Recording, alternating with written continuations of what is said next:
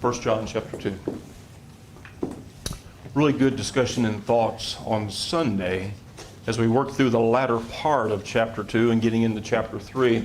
You know, there are so many points of good discussion and just good information throughout all of 1 John, but this middle part right here to me is kind of special. And so we've taken a little bit of extra time with that. I want to look again here, 1 John chapter 2, and we begin reading at verse 28. And now, little children, abide in him, that when he appears, we may have confidence and not be ashamed before him at his coming. If you know that he is righteous, you know that everyone who practices righteousness is born of him. Behold, what manner of love the Father has bestowed on us, that we should be called children of God. Therefore the world does not know us, because it did not know him. Beloved, now we are children of God, and it has not yet been revealed what we shall be. But we know that when he is revealed, we shall be like him, for we shall see him as he is. And everyone who has this hope in him purifies himself just as he is pure. We talked a little bit here on the end of the class this last time, just the beauty of confidence. If we are in Christ, that we should have a confidence, knowing what he gives and what he offers, what we have in him. That we don't have to be ashamed at his coming, but if we are practicing righteousness, and as the text would say here, everyone who practices righteousness is born of him, we want that to be a description of us. And even as we look around us, we find hope and we gain more confidence in seeing others who are walking in him. We started into chapter 3 just a little bit, which again, it's continuing some of the same thoughts right here, that to be called children of God. What an incredible thought that is, that we might be called children of God. What an incredible thing that is. Ephesians chapter 1 verse 5 was brought up, having predestined us to adoption as sons by Jesus Christ to himself, according to the good pleasure of his will, to the praise of the glory of his grace, by which he has made us accepted in the beloved. Continuing our theme in thought, being accepted in him. God's love and his grace is so amazing. And the very idea that he has invited members of the human family to become adopted as his own heavenly family. That's what we're talking about here. That's what John is reminding these Christians of. And that's what he's forcing us even now to be thinking about. The relationship that we have with God. Sonship, he's talking about. Not because we deserve it, but sonship because God has made a way that we can be counted as his own. And in verse 2, and this is kind of where we left off on Sunday, that we shall be like him. And I want us to think about this for a moment. That we shall be like him. And I guess really the question would be, and the question for you, is, well, how? How shall we be like him? And in what way? What do you think that's talking about right here? That we might be called children of God. The world does not know us because it did not know him. Beloved, now we are children of God, he says. And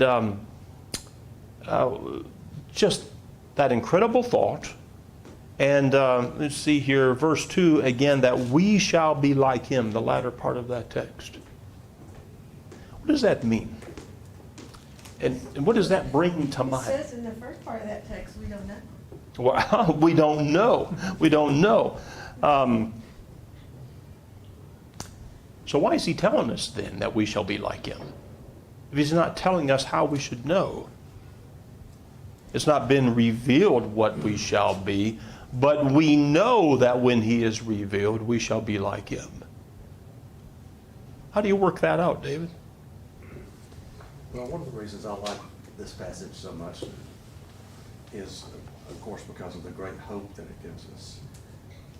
But I also like it because I tend to be a pretty logical person. And I try to if I'm making an argument about something, have it based on some sort of logic, something that makes sense. And I think what impresses me about this is when John says, because he's giving a conclusion here for a reason. It says, what we'll be like has not yet appeared, but we know that when he appears, we shall be like him. Well, how do you know that? And his answer is, because we shall see him as he is.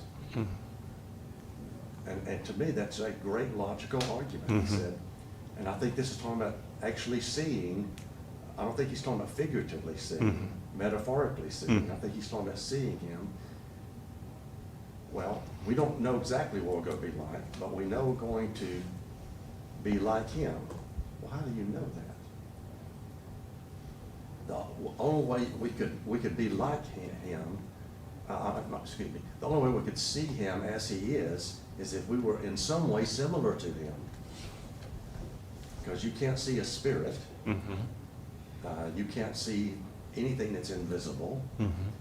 So I think he's using his argument to say, we're going to see him like he is. Now, I don't know all the whys and wherefores of that, and does that mean we'll be exactly identical to him? I don't know. But I think he's making the argument that if I can look at you or anybody else and see them, that must mean there's some similarities for me to be able to do that. And that is great comfort, just like what was talked about Sunday from the song, When We All Get to Heaven. Just one glimpse of him in glory will the toils of life repay, which is an incredibly comforting thought. We will be able to glimpse him, and how that's going to work, he says we don't know. So think about John being the writer of these words. And in what way might that help us? John saw him John saw him when? when he was here on earth as a man. After the resurrection. After the resurrection. Okay, he saw him before. He was there with him on earth, you know. And so he saw him when he was in the flesh. But he also saw him after the resurrection. Does that give us any help on that, Brad? Well, I was going to do another comment. So Oh, well. it probably gives us help, yes, because we have hope. But he also saw him on the Mount of Transfiguration. Oh, that's true too. Okay, And right. he's already talked about light, Yeah, and okay. purity, and confidence. And you hit on this earlier, confidence. So when he comes again, we won't shrink away in darkness and sin. And the next sentence says, purify yourself, because he's pure. That's right. And don't keep sinning, because there's no that's sin right. in him. So whatever this, how he is, again, I'm trying, my mind, your brain blows up to try to think, like, what's he going to look like? But what we do know is he's going to be without sin. He's going to be pure. He's going to be full of light. And that if we are going to see him, Right. then we have to be like him. Right. Which is part of what it's saying here, okay? That we have to be like him. And as far as how shall we see him, well, that's kind of an interesting thought too. And I don't think we have all of the answers to that. But as was mentioned, you know, John saw him after the resurrection. Did he look the same after the resurrection? Well, they recognized him. He ate food with them like they were eating, but what was different? He had piercings, and he said, don't touch me. See, that's the one that kind of confuses me. He says, don't touch me yet. But then he ate with them. So that's kind of out of above my pay grade. All right, David. Well, I'm like Brad. I don't. That's kind of confusing because Jesus had Thomas to feel the nail holes in his hands and so forth. So there was a physicality there, Okay. obviously. It wasn't just a spirit being floating around. And yet when he saw the disciples, he walked into a locked, closed door room. Yeah, So there was something different, right? yeah. Now whether that's, yes, it would be something different. You can't just suddenly appear in a room.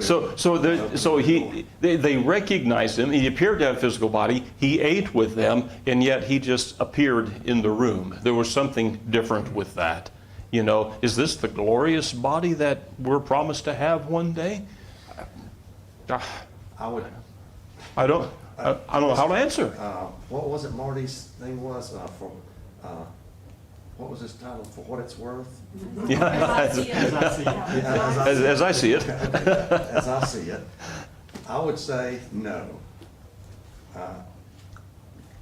Because it would be easy if it was, if the glorified Christ that we're gonna see one day, the glimpse of him in glory, Mhm.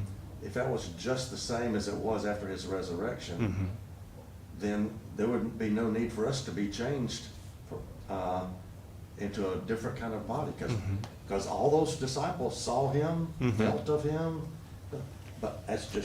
But they were just solely in the flesh, though. You know, those disciples. There was something different about Jesus. Yes. You know. And Paul says this in 2 Corinthians chapter 3, verse 18. But we all, with unveiled face, beholding in a mirror the glory of the Lord, and being transformed into the same image, glory, this is what you talk, glory to glory, just as by the Spirit of the Lord. Okay, so that helps me, like, well, not a whole lot. I think Okay, you know, okay. So I mean, again, the idea that there was something that they could see, that they could recognize, some semblance of a fleshly body, but there was something different too. And that, and we aren't even talking about 1 Corinthians chapter 15, you know, and wow. So some things here I'm not sure. The human side of us is very curious about. Yes. But the hope and the confidence in Mhm. heaven is not going to be about what we look like, Okay. who we see, who's there, who's not there, because this is our human Mm-hmm. mind. It's going to be because we're in the presence of God. Yeah. And that's what's going to make all this worth it. And isn't that Just part one glimpse. of the, just one glimpse? Okay, so like, you know, when we see the Lord, are we going to be wondering, hey, you know, David, remember we were talking about, is this physical, or are we going to worry about that? You know, is this the glorious body? What do you think, David? Is that going to be our discussion? We're going to say how foolish we were. See, you know, just one glimpse of him in glory. See, it's like when he is revealed, we're going to understand. Now what he's saying? That when he is revealed, it's like, oh, why couldn't I see this before? It's like, now I understand. You know, perhaps that's a little bit more of what John is trying to say right here. When he is revealed, we shall be like him, for we shall see him as he is. And I'm not exactly sure all that means or all that entails, but I'll tell you, as time goes, I'm less concerned about that. Because I know that when that day comes, we're going to go, I understand. Now I know. You know, then we'll be fine with that. Now I know. And all that's going to take is that one glimpse. One glimpse. And then it's like it's settled, you know, Ben. I think, kind of to that point, I think part of this means it's a opening of our eyes. Yes. You know, Mhm. kind of like when Adam and Eve, when they sinned, you know, their eyes were open. Mhm. I mean, in their case, it wasn't so good. It brought sin into the world. But in our case, you know, seeing God, it'll open our eyes. Okay. Now, use that same thought with what John is trying to tell these disciples. Okay? We've talked about some of the issues that they may have been dealing with and facing, and that there were those who were saying there is no God, or whoever Jesus was, he wasn't spirit, or he wasn't flesh, or he was spirit and flesh. There were all of these arguments going on about who is Jesus and what is he. You know, and those who are saying that when we live in the body is just sin, live, drink, and be merry. You know, there are all of these ideas that were out there. Okay, so when Jesus comes again, does any of that even matter? It's not going to matter to us then, but why does it matter now? And to these disciples, why is Jesus saying that? There has to be a reason. Why was he saying that to them? What was he trying to convey to them? What he says in verse 1, the reason why the world does not know us is that it did not know him. Mm-hmm. I think he's trying to help them to understand is, to the extent that you're more like Christ, Mm-hmm. you're going to be known less by the world. Okay. Because, Yes. you know, they didn't know him. You're going to know him. That's right. You're going to see him just like he is. But the world will. And the world is not going to know him And it's like, they're not going to understand. But he's like saying, but what we already know and understand is beyond what the world knows. Let the world go the way of the world. And he's trying to draw them farther and farther away from the world. I think he's trying to build up our confidence that we kind of have an in or the upper hand as to what's to come. But on the other side of the coin, just one glimpse of him in glory to the sinner, well, their eyes are going to be open too. It's very, very true. But they're going to shrink at Yeah. his coming, as opposed to the ones, John saying, hey, little children, this is what you've got to look forward to. But, it can work on the other side of the coin too, because Sure. every knee will bow. Mm-hmm. There'll be some of us that want to, out of admiration and awe and honor and reverence, and others because, well, the same thing, That's right. but for different motivations. From different motivation. There'll be no unbelievers on that day. No. Is the thing. Okay? So in verse 3 here, when he's talking about, so this is kind of where he sort of ends some of this thought. When he starts talking about everyone has this hope in him, purifies himself, just as he is pure. Because to have that hope of glory requires that we live like him, that we try to be like him. That's what's required. Interesting segue then to where he goes next. Verse 4. Okay? Yep. One more quick point from verse 1.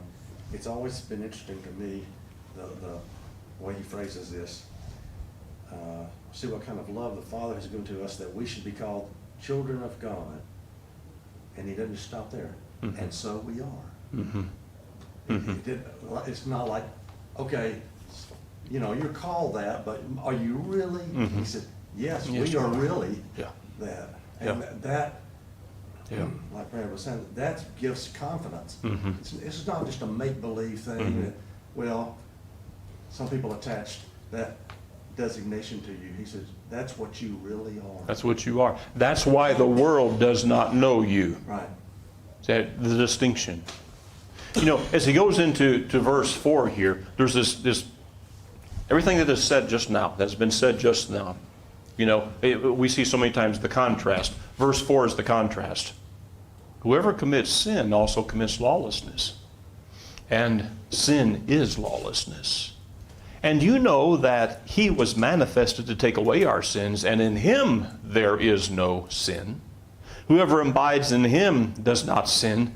Whoever sins has neither seen him nor know him. Little children, let no one despise you. He who practices righteousness is righteous, just as he is righteous. He who practices sin is of the devil, for the devil has sinned from the beginning.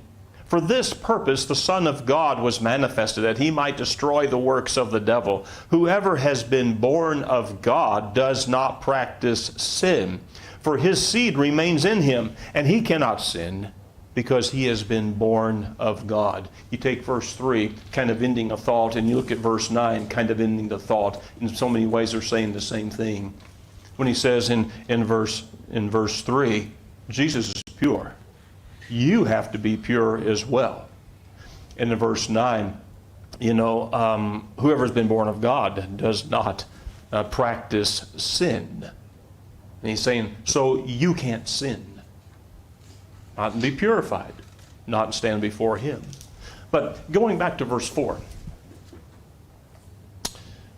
whoever commits sin also commits lawlessness, and sin is lawlessness. The first question I think we have to deal with here a little bit, how basic is this, but important to the discussion. What is sin? It's just, what is sin? I mean, people today, would say like, well, okay, I know all right, so I lie a little bit, but it's not like I've murdered anybody. We try to qualify sin, right? Well, it's not like I'm committing adultery, and I'm just doing this.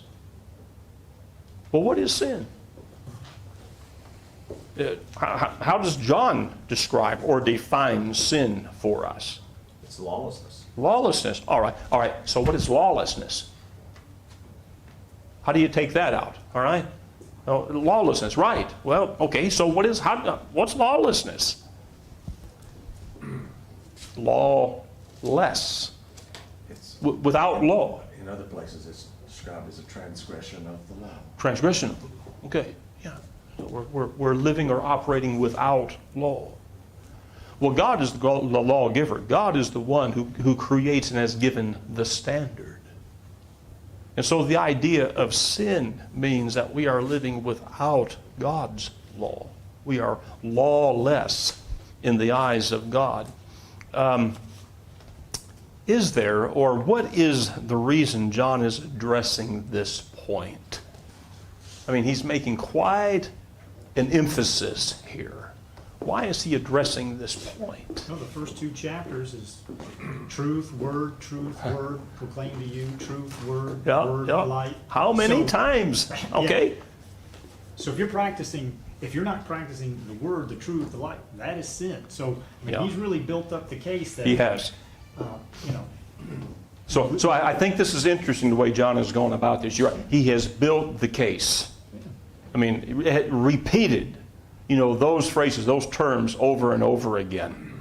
And now he's putting that to use. It's like when John said, when he wrote these things, whoever commits sin also commits lawlessness. I'm having a hard time, any of these brethren were saying, what does that mean? What is lawlessness? I'm having a hard time seeing that. Because John has emphasized so much this idea of truth and the word and purity and some things like this. But still now, so then again, what is the reason? Why is he making this point? Why is he bringing it up now? There were some who claimed that the fleshly body could sin, and that would not affect the soul's destiny, that was 2 different things. And basically, all this about not practicing sin and so on and so forth, they would claim you can do that and divorce your consciousness from that and your soul's well-being, because that's just a fleshly body that's doing that, so it's not really eternal consequences. So we see that as a connection to those Gnostic teachers way back when. But is it any different today? Don't we sometimes try to divorce ourselves from sin? Like somehow we can still be in sin, but we're separated from the consequences of that somehow. Doesn't the same thing happen today? And so we see just how relevant that still is, to us today. I guess I do tend to believe he was probably addressing those Gnostic teachers of the day, but I'm not so sure we don't have Gnostic teachers today. It's the same ideas. and he's telling them, don't let anyone deceive you. Don't let anybody see. Yeah, thinking back what he was talking about, don't let anybody fool you on this. Don't be deceived, by these things. And so, again, there has to be a reason why John is saying these things. Why the Holy Spirit is leading John to kind of deal with these issues. Were there some who are being deceived and being led astray? Well, I can only imagine so. That's why he's dealing with it. Well, Paul in Romans was dealing with a similar thing about look, we can't sin, we can't keep on sinning just because we have grace. Right, okay, right. Yeah. That's right. So it's a similar struggle Sure, that those people were having. sure, Paul sure. was saying, look, if you're being led by the Spirit and you're following God, you have to walk that way. You have to, that's right. Okay, think about, I wrote down a couple of things here. Think about the consistency in John's epistle when he says, he who practices righteousness is righteous. Whoever is born of God, he says in verse 9. Chapter 2, verse 1, one who practices righteousness is born of him. That would eliminate anyone else, wouldn't it? He who purifies himself must purify himself just as he is pure. All of these thoughts here are kind of connected to this. And as Brad said, John has, as methodically, put his case before the court. He has built the case. And now he's making the hard application. He's made applications already, sure. Now here's the nuts and bolts, the true application of some things. The drawing, the distinct line between walking in righteousness and walking in sin, and even the consequences of that. Remember, he has just said here at the beginning of chapter 3, we should have confidence that we walk in it. We are called children of God. Can you believe that? He's saying. And we shall know him. When we see him, we will understand. We will see him as he is. All of that is said kind of, in some ways, as a climax to what was said before, bringing us to that point. But now here's the hard line. If we walk in lawlessness, if we walk in sin, we don't have these blessings. We're not going to be in the same place or position, as those who truly are children of God when we see him, when he comes.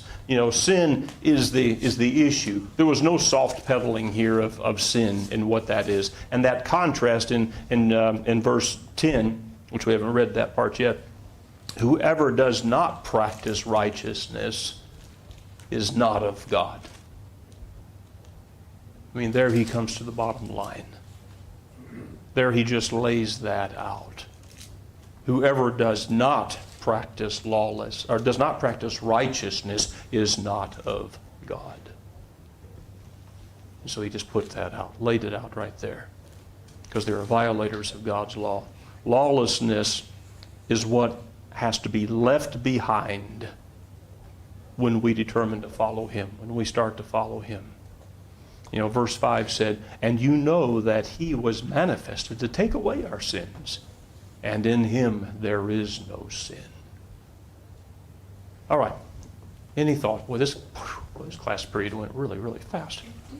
Well, we got a little bit of a late start tonight. Concluding ideas or thoughts? Trying to summarize things here just a little bit. Anything that's standing out? I think in general, again, what I referred to with Paul talking about in Romans 6, and then here is this kind of general theme that, look, if we're going to be in God's presence, we've got to be like him. We've got to quit sinning. That's right. Physically. Yeah, we've got to quit sinning. I Yes. think, like what you say, we've got to quit sinning. Right. Here's the criteria. And if we do, we have an advocate. Yeah, Because that's right. Because Yeah, that's going to happen. Like we are not Okay. perfect, and we fall short. We will fall short from here until we leave this earth. yep. And we have an advocate. That's chapter 1. Yeah. Okay, there's a problem with sin. We can't stand in darkness, but when we walk in the light, his blood continues to cleanse us. But there always has to be an effort. to That's not right. sin. That's it. If there's ever a point that we're not putting in effort not to sin, that's when. Now we're walking in darkness. Okay, good thoughts. All right. I remember Dad saying one time, I don't know why he was saying this, but if we do just exactly everything that we're commanded to do, just at the bare minimum, we're just barely doing what we're Yeah. asked to Yeah. do. And that's something we can't do. Mhm. So it's gonna take grace and Yeah. mercy and the blood. That's why that blood was Sure. shed. Sure. To be a perfect sacrifice, so we could be our advocate. There never comes this time where God's mercy and his grace becomes something, well, we already got that covered. We don't need that anymore. You can turn that part off. There never comes that time. Just like there's never a time that we can say, the blood, just turn that thing off. We're doing okay without it. No, that day's never going to come. Not this side of eternity. We're going to have that struggle. But the whole point of what John is trying to say is that here's how we have hope. Hope that can be so great that we can have confidence that when he is revealed, yes, we'll see him as he is, and we'll understand. That's when we'll go, now we get it. Okay, good thoughts tonight. We'll spend just a few minutes maybe kind of just working on the last couple points here out of this last section, 4 through 9. But we'll try to move in very quickly to verse 10 through 15 and move on from there. Thank you for your comments tonight. Really good discussion tonight.